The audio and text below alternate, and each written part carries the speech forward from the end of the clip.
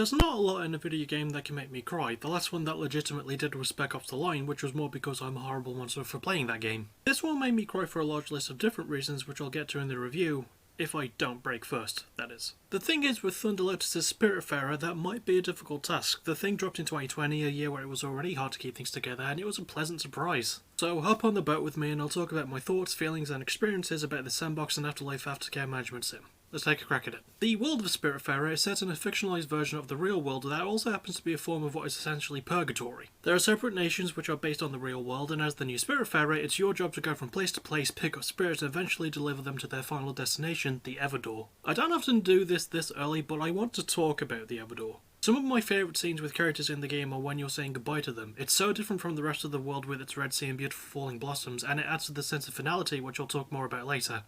God damn, this game does things to me. Anyway, aesthetics now. The musical score in this is just straight up gorgeous, lovely orchestral pieces, so many different ones for different occasions. And also it looks wonderful too. It's all hand-drawn 2D animation, and the character designs, animations themselves, and the overall presentation of the game is top-notch stuff. This will be quite spoiler-heavy, as if you didn't already assume that coming in, but here we go. At the start, Charon, the farrier of the dead, decides that it's his time to pass through the Everdoor, but before he goes, he bequeaths the duties of being Spiritfarer onto main protagonist Stella, giving her a boat as well as an Everlight, which her cat Daffodil also gets. As you drift from region to region, picking up spirits and taking them to their final destination, you unlock parts of Stella's past which tie into the stories of the spirits. Spoiler warning, but Stella was actually a palliative care nurse in her life before becoming the Spiritfarer, and well, she herself is in the afterlife after losing a battle to cancer. That does lend itself to the core story as well, as she does in the afterlife what she did in real life, take care of those under her care until they were ready to move on. And eventually Stella goes through that door herself, both in real life and in the afterlife. It leads to an odd ending, but it's still very heartbreaking, and again it made me cry. This entire game makes me cry, and I love it. A lot of the story's strength relies on its characters, all of whom become companions on Stella's boat. Stella herself is a mute protagonist, which is impressive in a game which only has written dialogue and no voice acting, but she appears to be a vibrant, compassionate person with a deep care for the people she's ferrying to the afterlife. Speaking of said characters, a lot of them were tied to Stella in real life in some way. There's Atul, who was her uncle, Gwen, who was also a close friend of her family, Astrid and Giovanni, who are unofficial grandparents, Summer, who inspired Stella to become a nurse in the first place, Gustav, who Stella met while abroad, Stanley, the youngest patient to die in Stella's care, Alice, the first patient that Stella lost, Elena, one of Stella's last patients, brothers Bruce and Mickey, who were criminals, and Buck, who already passed through the door oddly, but he was a friend of Lily, who is Stella's sister. The characters all have distinct personalities, from Atul's joy of life to Elena's strict teaching methods, from Giovanni's gallivanting to Alice's adventurous old soul. I do prefer some characters over others, but I felt a connection with all of them in some way. And yeah, you're damn right, it broke my heart to guide all of them to the Everdoor, no matter how much I hated or loved them. Uniquely, the game doesn't have a lot in the way of fighting. Most of the gameplay is derived from how you drive your ship from place to place. You find the aforementioned spirits and you complete tasks for them, making sure that they have all that they need and that they're as happy as they can be before you take them to the Everdoor to pass on. And that's not metaphorical either. You have to talk to your spirits regularly, also hug them and make sure that they've eaten. They will have certain dislikes with food, but luckily you can add a lot of things to your ship to help with their needs. Foundries, windmills, fields, gardens, a kitchen, all sorts of things that lead to the game's main gameplay loop. It can feel a bit like just a bunch of crafting and stuff, but it's actually made fun with a lot of minigames. A lot of gathering materials to build things is achieved through the minigames, and while it can be a bit of a grind sometimes, I had a lot of fun with it. You can also upgrade your boat to add more stuff, and there's a lot of fun in just enjoying the music while you catch a certain type of crab.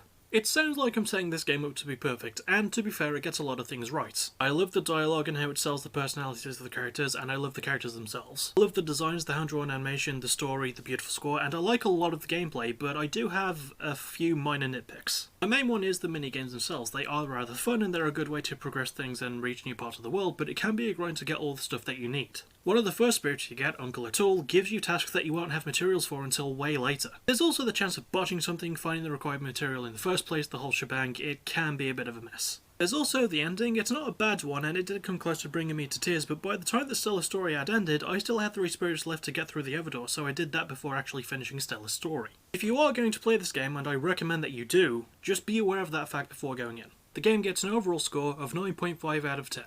It was very close to giving this a perfect 10. It's legit creeping to becoming one of my favourite games of all time as well. It's got amazing story beats, well-written characters and a gorgeous soundtrack, and lots of fun gameplay elements that add to the story. And I can't wait for more updates this year with new characters. It's going to be good, and I'm going to have a lot of fun playing those on stream.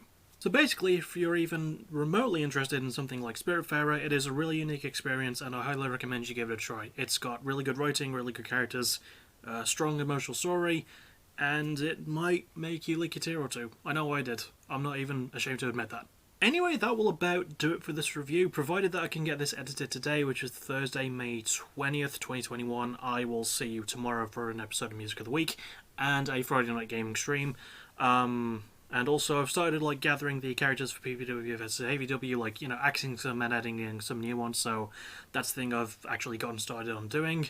So, yeah, and hopefully I'll be able to get the card out for Tuesday at some point over the weekend. I don't have many other plans besides that. Maybe Fight of the Night review this week on Sunday. We'll see. But, yeah, that's about it, as always. Thank you for watching. You're awesome. Bye-bye.